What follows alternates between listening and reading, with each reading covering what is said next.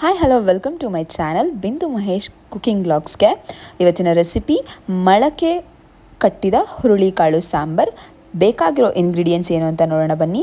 ಮೊಳಕೆ ಕಟ್ಟಿದ ಹುರುಳಿಕಾಳು, ಕಾಯಿ ತುರಿದಿರೋದು, ದಪ್ಪಗೆ ಹೆಚ್ಚಿರೋ ಟೊಮೆಟೊ ಹಣ್ಣು, ದಪ್ಪಗೆ ಹೆಚ್ಚಿರೋ ಈರುಳ್ಳಿ, ಬೆಲ್ಲ, ಬೆಳ್ಳುಳ್ಳಿ ಬಿಡಿಸಿಟ್ಟಿರಬೇಕು, ಕೊತ್ತಂಬರಿ ಸಣ್ಣಗೆ ಕಟ್ ಮಾಡಿರೋದು, ಜೀರಿಗೆ, ಖಾರದ ಪುಡಿ, ಮನೆಯ ಸಾಂಬಾರ್ ಪೌಡರ್,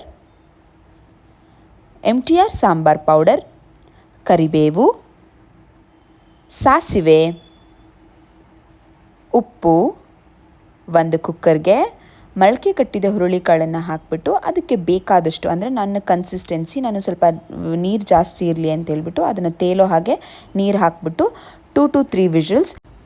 3 ವಿಷಲ್ಸ್ ಆದರೆ ಚೆನ್ನಾಗಿ ಬೆಂದಿರುತ್ತೆ. ನೀರು ಮತ್ತು ಉಪ್ಪು, ಆಮೇಲೆ ಲಿಡ್ ಕ್ಲೋಸ್ ಮಾಡಿಬಿಟ್ಟು ಒಂದು ಪ್ಯಾನ್ಗೆ ಎಣ್ಣೆ ಹಾಕಿ ನಾವು ಇಂಗ್ರೀಡಿಯೆಂಟ್ಸ್ ಇತ್ತಲ್ವ, ಬೆಳ್ಳುಳ್ಳಿ, ಕರಿಬೇವು, ಕೊತ್ತಂಬರಿ ಎಲ್ಲನೂ ಹಾಕ್ಬಿಟ್ಟು ಒಂದೇ ಸರಿ ಫ್ರೈ ಮಾಡ್ಕೊತಾ ಇದ್ದೀನಿ. ನೋಡಿ, ಕರಿಬೇವನ್ನು ಹಾಕಿದ್ದೀನಿ.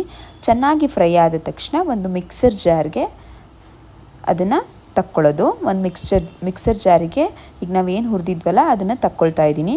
ಒಂದೊಂದೇ ಇಂಗ್ರೀಡಿಯೆಂಟ್ಸ್ನ ಹುರಿಯೋಣ. ದಪ್ಪಗೆ ಉದ್ದಕ್ಕೆ ಹೆಚ್ಚಿರೋ ಈರುಳ್ಳಿ ಅದನ್ನು ಚೆನ್ನಾಗಿ ಹುರಿದ್ಬಿಟ್ಟು ಈ ಥರ ನೀಟಾಗಿ ಫ್ರೈ ಆಗಬೇಕು. ಚೆನ್ನಾಗಿ ಫ್ರೈ ಆದ ನಂತರ ಮಿಕ್ಸರ್ ಜಾರಿಗೆ ಅದನ್ನು ಸಮೇತ ತಕ್ಕೊಳ್ಳೋಣ. ಅದೇ ಮಿಕ್ಸರ್ ಜಾರಿಗೆ ತೆಗೆದುಬಿಟ್ಟು ಮತ್ತು ಟೊಮೆಟೊ ಹಣ್ಣು ನಾವು ದಪ್ಪಕ್ಕೆ ಹೆಚ್ಕೊಂಡಿದ್ವಿ ನೋಡಿ, ಸೊ ಅದನ್ನು ನೆಕ್ಸ್ಟ್ ಹುರಿಯೋಕ್ಕೆ ಸ್ಟಾರ್ಟ್ ಮಾಡಿಬಿಟ್ಟು ಅದನ್ನು ಚೆನ್ನಾಗಿ ಬೆಂದ ನಂತರ ಹಸಿ ವಾಸನೆ ಎಲ್ಲ ಹೋಗಬೇಕು. ಹಸಿ ವಾಸನೆ ಎಲ್ಲ ಹೋದ ನಂತರ ನೀವು ಮಿಕ್ಸರ್ ಜಾರ್ಗೆ ಹಾಕಿ, ಆಮೇಲೆ ಮಿಕ್ಸರ್ ಜಾರಲ್ಲಿ ಒಂದೇ ಸರಿ ಮಿಕ್ಸಿ ಮಾಡಬೇಡಿ, ಸ್ವಲ್ಪ ಆರಲಿ, ಅದಾದಮೇಲೆ ಮಿಕ್ಸಿ ಮಾಡಿ. ಆವಾಗ ನಿಮಗೆ ಸಿಡಿಯೋದು ಆ ಥರ ಎಲ್ಲ ಏನೂ ಆಗೋಲ್ಲ. ನೋಡಿ, ಸ್ವಲ್ಪ ಆರಿದಾದಮೇಲೆ ನಾನು ಟೊಮೆಟೊ ಹಣ್ಣು ಅದಕ್ಕೆ ಹಾಕ್ಕೊಂಡು ಕಾಯಿ ತುರಿ ನಾನು ಒಂದು ಬೌಲಷ್ಟು ತೊಗೊಂಡಿದ್ದೆ. ಅದಾದ ನಂತರ ಕಲ್ಲುಪ್ಪು ನಾನು ಬೇಯಿಸೋಕ್ಕೆ ಸ್ವಲ್ಪ ಹಾಕಿದ್ದೆ ಅಂತ ಕಡಿಮೆ ಹಾಕಿದ್ದೀನಿ. ಅದಾದಮೇಲೆ ಮನೇಲಿ ಮಾಡಿರೋ ಸಾಂಬಾರ್ ಪೌಡರ್, ಇಲ್ಲಾಂದರೆ ಧನಿಯಾ ಪೌಡರ್ ಹಾಕ್ಬೋದು. ನಾನು 2 ಟೇಬಲ್ ಸ್ಪೂನಷ್ಟು ಹಾಕಿದ್ದೀನಿ. ಇದು MTR ಸಾಂಬಾರ್ ಪೌಡರ್ 1 ಸ್ಪೂನ್ ಹಾಕಿದ್ದೀನಿ. ಆಮೇಲೆ ಅಚ್ಚ ಖಾರದ ಪುಡಿ 2 ಟೇಬಲ್ ಸ್ಪೂನ್ ಹಾಕಿದ್ದೀನಿ. ಇದು ಖಾರ ಕಡಿಮೆ ಇರೋದ್ರಿಂದ ನಾನು 2 ಟೇಬಲ್ ಸ್ಪೂನ್ ಹಾಕಿದ್ದೀನಿ. ನಿಮ್ಮ ಮನೇಲಿ ಖಾರ ಇದ್ದರೆ ಕಡಿಮೆ ಹಾಕಿ. ಮತ್ತು ಬೆಲ್ಲ. ಆಮೇಲೆ ನಮ್ಗೆ ರುಬ್ಬಕ್ಕೆ ಎಷ್ಟು ಕನ್ಸಿಸ್ಟೆನ್ಸಿ ನೀರು ಬೇಕು, ತಿಕ್ನೆಸ್ ನೋಡಿಬಿಟ್ಟು ನಾನು ವಾಟರ್ ಹಾಕಿದ್ದೀನಿ. ಕ್ಲೋಸ್ ಮಾಡಿಬಿಟ್ಟು ಒಂದು ನುಣ್ಣಗೆ ಪೇಸ್ಟ್ ಮಾಡ್ಕೊಂಡು ಬರೋಣ.